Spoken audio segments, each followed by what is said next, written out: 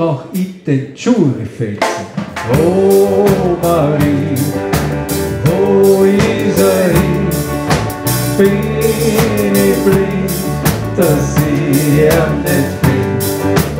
Gestern noch war er doch da. Oh Marie, wo ist er nur hin? Ich hab den Fall dann aufgedeckt. Sie hat das Fenster gut versteckt. Hygienisch liegt sie voll im Trend, obwohl sie putzt sie nie dezent.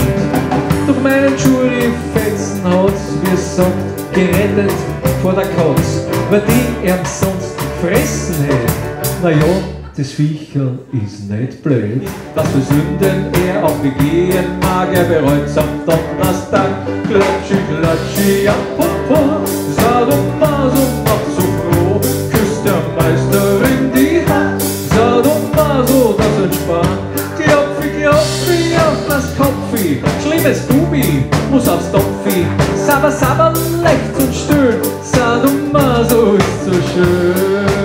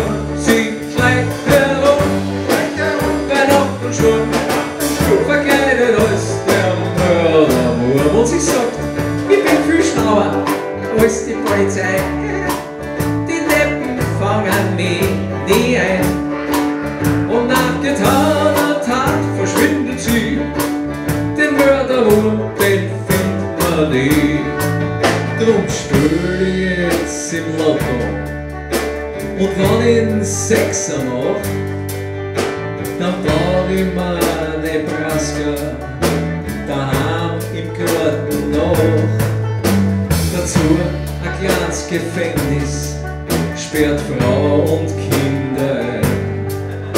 Den Scherz kann schließlich auch ganz gemütlich sein.